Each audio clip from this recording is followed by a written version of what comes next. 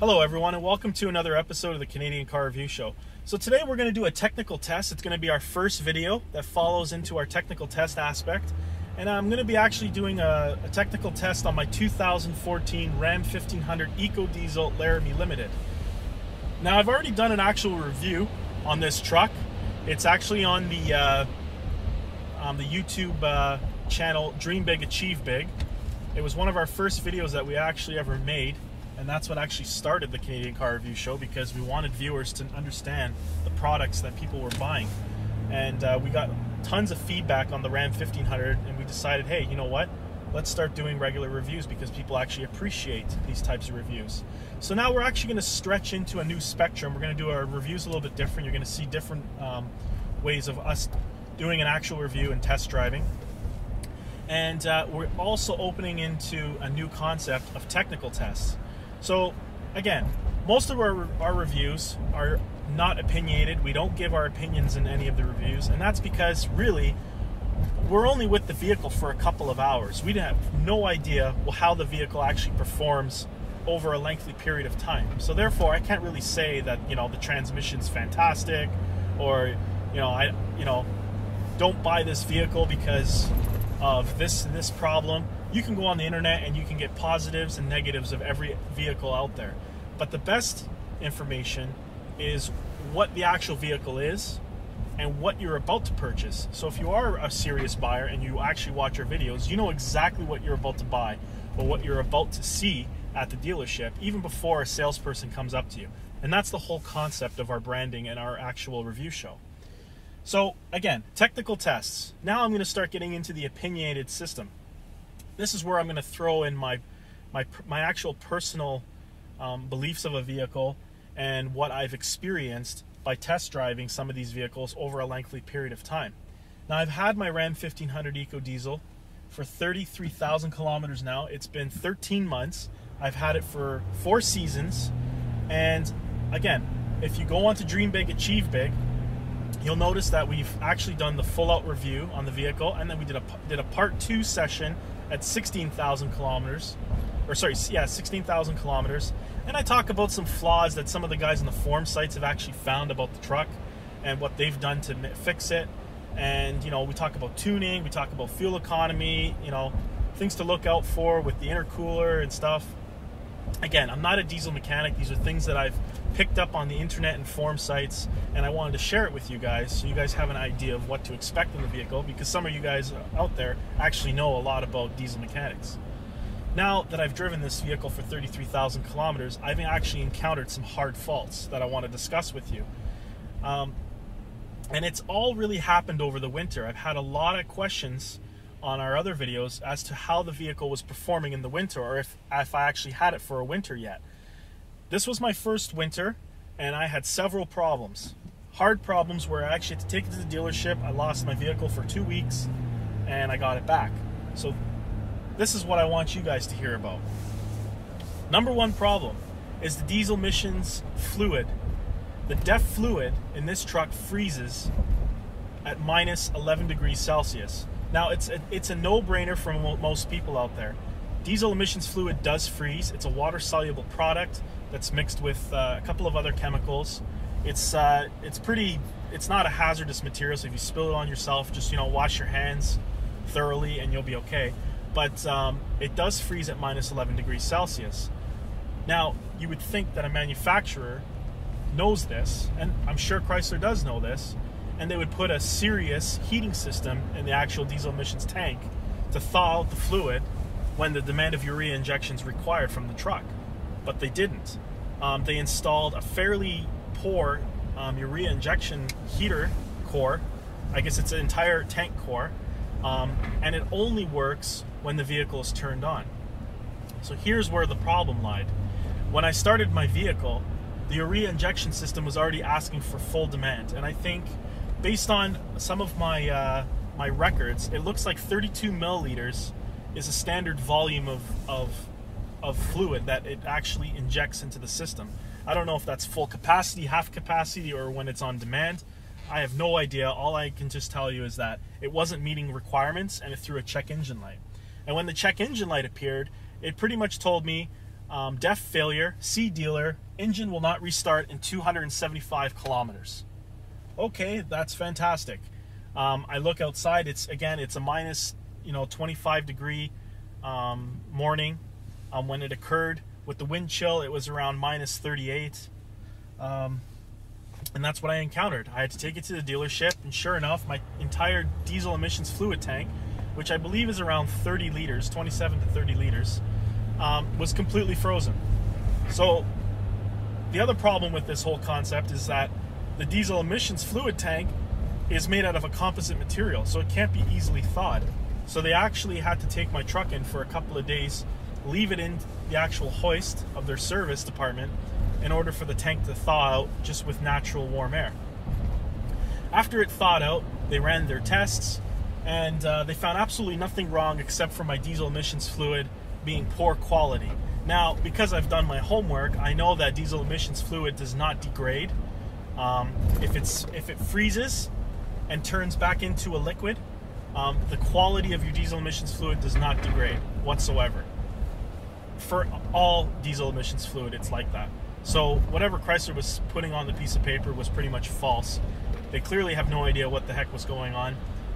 Again, and usually the dealerships, because this is such a new product in the Chrysler lineup, they're always dealing with an engineer somewhere in Michigan that knows these trucks fairly well. So that was my first problem. So the diesel emissions fluid tank freezes. It's now fixed. Just to give you guys an update, what it was that the 2014 Ram 1500 Ecodiesels were not programmed properly software in terms of asking for urea injection. So when the truck first starts, it was automatically asking for full urea injection because obviously it's a cold start, there's a lot of bad emissions coming out of the tailpipe. So it was asking for full demand when the tank was actually frozen and didn't have time to thaw out. That's all changed now. So they've added a software update to give it a certain amount of time for the tank to thaw out, I guess around at least the urea nozzle, in order to perform the actual proper injection of the urea system. That's all fixed. If you own a 2015 Ram 1500, do not worry about this. This was already worked out even before it came off the production line. So this is something Chrysler knew about and just decided to do nothing about it for customers that were stuck with the 2014s. Now that may sound a little optimistic to you, or it may sound like I know something about this, and I could be a little bit wrong about it, but let me go through some other problems that are with the 1500 Ecodiesels. And this is not the Ram truck itself, it's only the diesel models that are affected, and it's really weird. If it's a pattern, if you go onto Google or you go onto these forum threads, you notice that these people are having so many problems with the Ecodiesel lineup, and it doesn't make any sense because some of the things I'm about to tell you is not even related to the diesel part of the actual truck. So another problem that's an occurrence, and you can check it on forum sites, and I even had a person that I worked with that bought a Ram 1500 Ecodiesel, and he had this problem as well, along with everybody else on the forum site, and that's rusting. But if you buy an Ecodiesel truck and you get it equipped with the two-tone paint, so your paint job is whatever, black or gray or white, but the bumper is chrome finished, you're going to have rusting occurring at the bottom of the bumper. So if you are looking to buy a pre-owned Ecodiesel Ram 1500, I suggest you to take a look at the lower portion of the truck, because I guarantee you that the chrome finishing is either bubbling or it's already began rusting right through. It is a problem. I don't know if it's something with the galvanizing process or the chrome plating process. I have no idea, but I have zero problems with the one-tone paint. And I've asked people with the 1500 gas, with the Hanny, there's no problems. There's no rusting occurrence, there's no bubbling, there's no chipping of the chrome plate. It's perfectly fine. So again, it's one of those things, I can't pinpoint exactly where the problem is. I don't work for Chrysler, but just be aware of what you're about to buy. Another problem I'm going to bring up to you comes right back to my truck. The second problem, guess what? I have another diesel emissions fluid emissions problem. I just said emissions twice, but whatever, you get the point. It tells me again, DEF problem or DEF failure, C dealership, engine will not restart in 65 kilometers. Now it's 65 kilometers, but here's the best part of the story. I get this check engine light as I'm driving on the highway doing 110 kilometers an hour in cruise control. So now I'm really questioning what the hell's going on with this vehicle, because I just had the vehicle serviced for a diesel emissions fluid tank freezing. They cleaned it out, they put, you know, higher grade quality diesel emissions fluid, as they say, and they gave me the keys. And again, I'm having this problem, but it's even warmer temperatures. Now it's plus 10 degrees outside and I'm having this issue. What's going on with my truck? I bring it into the dealership, and now guess what they tell me? They tell me that my catalytic converter is defective and it needs to be replaced. So I start panicking and saying, what is going on with this truck? If my catalytic converter is damaged, which is right after the exhaust manifold, everything behind the catalytic converter, which is pretty much the urea system and the SCR oxidation system, or whatever they call it, is all right after that. It could be damaged for all I know. And there's no way of proving if the system is damaged or not until it actually fails over time. So I get on the phone with FCA Canada, which is Fiat Chrysler's hotline for customer complaints and issues with the vehicles that they have. And I make sure they document everything, and they pretty much just tell me, no, your catalytic converter's faulty. That's the only system that's failed. It's been verified by Chrysler engineers that everything else is checked in okay. The numbers and the values that were given through the star scan system is accurate. There's no problems. You're good to go. Okay, fine. Again, because it's the catalytic converter, there's a back order. So now I'm waiting 8 days for this product to come in. They finally install the catalytic converter. I get my truck back, and it's like I've never even had this truck before. It's a completely different vehicle.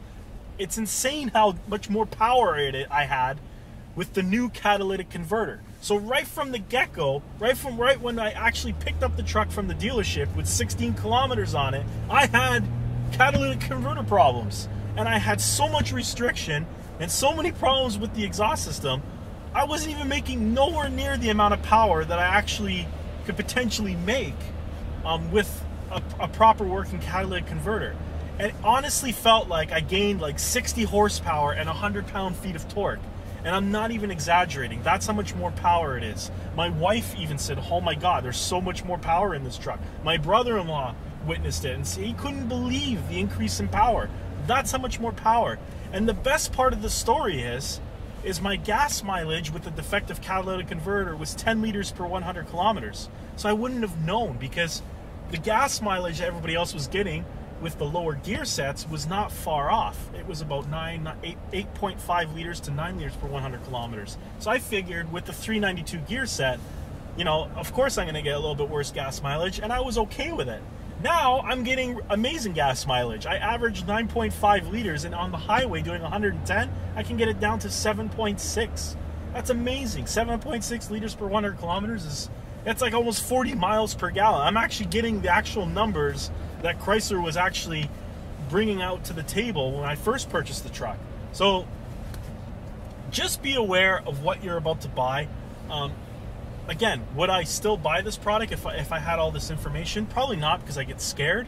But after having the truck for 33,000 kilometers, this is still an amazing truck. After all the kinks and all the crap that I've been through, it's great. It's a fantastic truck. I love it to death. I would never trade it in for another vehicle. And I've just learned to accept that, you know, buying the first production model of a vehicle, you are prone to have some problems and some kinks that the engineers have to work out. There's nothing you can do about it. You're just going to run into these issues, and you're just going to have to bite the bullet and deal with it. And that's exactly what I've done.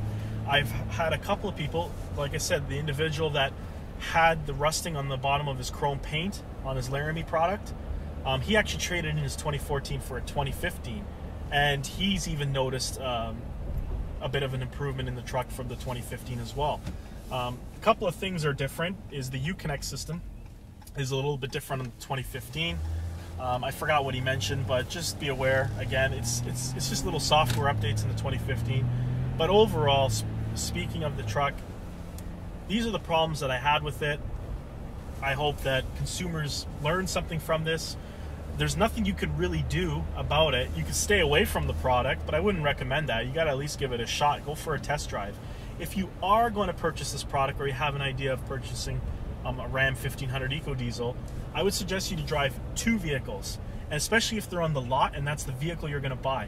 And because it does two things. One, it avoids the catalytic converter issue that I just mentioned to you. Feel the truck, and you know what? Put the pedal right to the floor. If you don't want to do burnouts in it, throw the four-wheel drive system into four-wheel drive auto, and you know, the salesperson probably won't say anything about it. But I'm telling you, put the pedal right to the floor and do a wide open acceleration on both vehicles. If they both feel the same, you're probably in good shape to say that both vehicles are not defective in terms of the catalytic converter system. You won't have any failures like I did in the winter. If you do feel a difference, then you know what? There's obviously a production issue with the catalytic converters. Again, I know I'm not the only one with the catalytic converter issue, because I actually went on forum threads and people can't explain it. At 350 kilometers, they had catalytic converter failure, and they had to get it replaced, and people were concerned, like, how's my catalytic converter failing? This is the last thing that should be failing on my vehicle. It should be like at 400,000 kilometers my catalytic converter is failing. It just doesn't make any sense. So I was a little skeptical, but clearly when they reinstalled a new catalytic converter, there was definitely a huge problem with it when I first picked it up. So it gave me the confidence with the truck. I gained my confidence back into the 3-liter Ecodiesel, because really it is a bulletproof engine. It's a VM motory engine. It's been proven in Europe, and honestly, it's just the emission control system sucks. Chrysler has to work out the kinks, and they've done that for the most part. Other than that, that's pretty much all I got to say as a rant. There was another issue I wanted to talk about. It wasn't anything serious. Oh, you're gonna have some rattling if you have the sunroof option. Now, it's not a full-out recall, but there is a recall for some VIN numbers out there, and I was one of those, probably because I was probably one of the first vehicles on the production line where your sunroof will rattle, okay, or your actual there's something in the framework up here that rattles, and it's not the headliner itself. It's something to do with the bracket that holds the sunroof or whatnot. Anyways, if you hear any rattling in your headliner or in the sunroof area, take it in. It's a quick fix. They add some adhesive. They forgot to add some adhesive in the back, I think, in the headliner. That's the first problem. It doesn't really result into the rattling, because the metal rattling sound is actually coming from the sunroof bracket. They tighten all the bolts with Loctite. They put it all back together. It fixes the problem. So that was another issue I had in the winter. I really noticed it, because everything starts to contract and everything gets really tight. And I definitely heard the rattling noise. Also, now that I'm going back in time here and thinking about all the issues I had, one quick note I want to mention to you guys is, if you smell exhaust coming from the inside of your vehicle, it's weird. It's like very faint diesel emissions fumes coming into the actual vehicle itself. Take it in, because that may be a problem or an actual symptoms or evidence that you may have a catalytic converter issue. I had that at first when I first purchased the truck, and I thought it was just all the rings and everything that was, you know, that trying to seat themselves properly, and it went away over time. But I was having a faint smell, diesel emissions fume, and it was for that split startup. It didn't last very long, like maybe a minute, and it went away. So I don't know. These are just things that I've picked up on the truck after 30,000 kilometers that you guys should be aware of. So anyways, that concludes my rant. Oh, one more thing I want to mention before I exit. Diesel emissions fluid. It sucked at first, probably because my catalytic converter was screwed. Now that I got the new catalytic converter, my needle on my DEF fluid tank barely moves. So I definitely see a huge improvement in my DEF fluid consumption. Again, the Ecodiesel product is well worth it, and I would still highly recommend you guys purchase the vehicle. After all the problems I had, that's how much I still like the vehicle. Usually if I hated something, or if I had so many problems with it, I would have said, you know, let's just drive it into Lake Ontario. That's enough with this thing. We're done with it. But honestly, it's a fantastic product. It's still keeping me from trading it in for something else. That's how good the product line is. So anyways, that concludes my rant. If you have any questions, feel free to comment. Ask me some other questions. I went over just the problems I had. If you guys have any questions with oil life, the type of oil that I'm using, or anything like that, feel free to ask the questions. I'm not using Chrysler oil because it's just a rip-off in my opinion, but that's a whole other story. And I am using their oil filters, though. You have to keep with oil filters to maintain your warranty. Please subscribe to our channel for more reviews. We'll start doing a lot more technical tests on vehicles. And thanks for watching.